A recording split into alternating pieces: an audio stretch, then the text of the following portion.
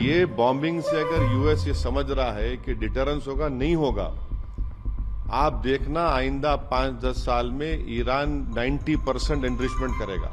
इसीलिए पाकिस्तान ने Nobel peace prize के लिए कहा था, और इसीलिए क्या उनका जो जनरल था जाकर ट्रम्प के पास बैठकर खाना खाया था। पाकिस्तान के देखिए, पाकिस्तान ने फॉर्मल कहा ना कि हम ट्रम्प के लिए नोबेल पीस प्राइज बोलेंगे, तो क्या इन्होंने इसीलिए कहा था, इसीलिए कहा कि उनको नोबेल पीस प्राइज मिलना चाहिए इस आदमी को, इस प्रेसिडेंट को, जिसने अपने ही देश के संविधान का वायलेशन किया, यूनाइटेड नेशन चार्टर का वायलेशन किया, इंटरनेशनल लॉ का वायलेशन किया। जो आज यूनाइटेड स्टेट्स ने जो बॉम्बिंग की है वो इंटरनेशनल लॉ का वायलेशन है, वो यूनाइटेड नेशंस के चार्टर का वायलेशन है, एनपीटी का वायलेशन है, और खुद यूनाइटेड स्टेट्स का जो उनका संविधान है यूएस का कि बगैर कांग्रेशनल परमिशन के वो जंग नहीं कर सकते बॉम्बिंग, उन्होंने उसका वायलेशन किया।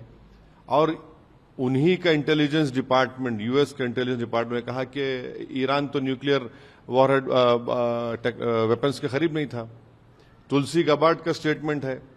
ये सिर्फ एक फसाड क्रिएट किया गया।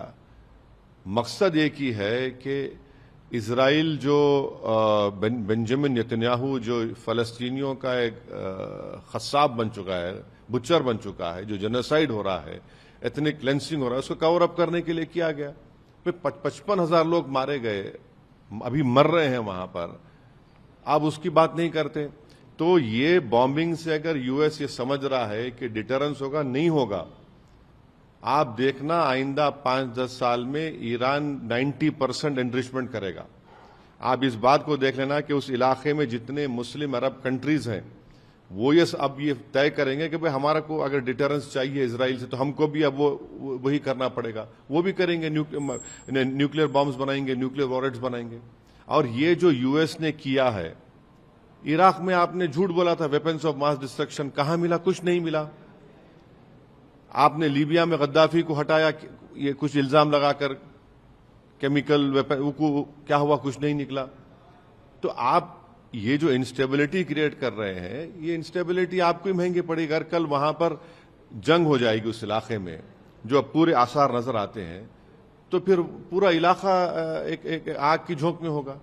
और वहां पर 60 लाख से ज्यादा भारत के लोग काम करते हैं उस तमाम कंट्रीज में। हमारे इंडियन कंपनीज का इन्वेस्टमेंट है उन कंट्रीज में।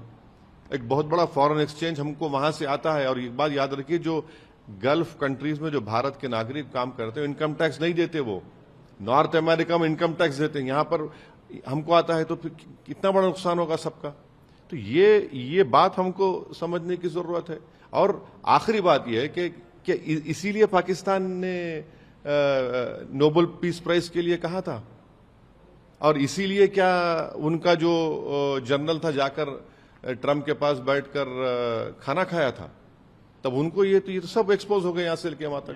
पाकिस्तानी मुस्लिम आवाम को नहीं, पाकिस्तान के देखिए, पाकिस्तान ने फॉर्मल कहा ना कि हम ट्रम्प के लिए नोबेल पीस प्राइज बोलेंगे, तो क्या इन्होंने इसीलिए कहा था, इसीलिए कहा कि उनको नोबेल पीस प्राइज मिलना चाहिए इस आदमी को, इस प्रेसिडेंट को, जिसने अपने ही देश के संविधान का वायलेशन किया, यूनाइटेड नेशन चार्टर का वायलेशन किया, इंटरनेशनल लॉ का वायलेशन किया, एनपीटी का वायलेशन किया।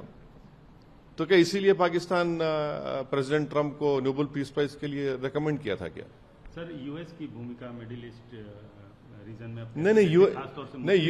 नहीं, यूएस ऑनेस्ट ब्रोकर कभी नहीं था। चाहे इराक हो, चाहे लीबिया हो, चाहे पैलेस्टाइन हो। और ये जो गजा में जेनोसाइड हो रहा है, जो एथनिक क्लेंसिंग हो रही है एक रेसिस्ट स्टेट की तरफ से, उस पर तो यूएस बिल्कुल खामोश बैठा हुआ है। सारी दुनिया बोल रही है कि पैलेस्टीनियंस का क्या एथनिक क्लेंसिंग हो रही है। माने अगर वो लोग खाना लेने जा रहे हैं तो गोलियां चलाकर उनको मार रहे हैं। और पूरी वेस्टर्न ममालिक जो बड़ा पूरे विश्व में दर्ज देते हैं ह्यूमन राइट्स, अरे तुम लोग कह के ह्यूमन राइट्स बात कर रहे हैं? कौन सी ह्यूमन राइट्स बात कर रहे हैं? इजराइल के पास जो इतने वॉरहेड्स है, न्यूक्लियर टेक्नोलॉजी है, वो लोग बोलते हैं एक्सपर्ट वो 700-800 है। इजराइल ना एनपीटी का मेंबर है, इजराइल आईएईए को अलाउ नहीं करता, आप उसके न्यूक्लियर जो बनाकर बैठा हुआ इतने वर्षों से उस पर कोई बात ही नहीं करता। तो ये इनका डबल स्टैंडर्ड है, इनकी हिपोक्रेसी है। सर, इजराइल के प्रधानमंत्री ने ट्रंप की तारीफ की है, बोला है कि ये कार्रवाई इतिहास बन गई। इतिहास यही बताएगा कि अगर जंग शुरू हो गई, जिस तरह इराक में हुआ था, इस तरह अगर जंग शुरू हो गई तो नुकसान खमियाजा कौन भुगतेगा? कितने मासूम लोग मारे जाएंगे? इसमें भारत के लिए परेशानी हो जाएगी। ये नहीं तो इतिहास ये जरूर लिखेगा कि बेंजामिन नेतन्याहू फलस्तीनियों का बुचर था, जिसने गज्जा में 55,000 फलस्तीनियों को उनका जेनोसाइड किया, एथनिक क्लेंसिंग कर रहा है। वो तारीख में जरूर लिखा जाएगा। भारत का ईरान से, यूएस से और इजराइल से जो स्ट्रेटेजिक पार्टनरशिप है, इस सिचुएशन में अरे हम ईरान में छाबार पोर्ट बना रहे हैं, 20 साल उसको ऑपरेट करेंगे। हम पाकिस्तान को बाईपास कर अफगानिस्तान में उनकी मदद करेंगे। तो हम उम्मीद करते हैं कि भारत सरकार इसका नोट ले, इसका कंडेम करे। ऐसा तो हम पॉलिसी हमारी कुछ तो वाज़ेह साफ पॉलिसी होनी चाहिए हमारी इसके ऊपर।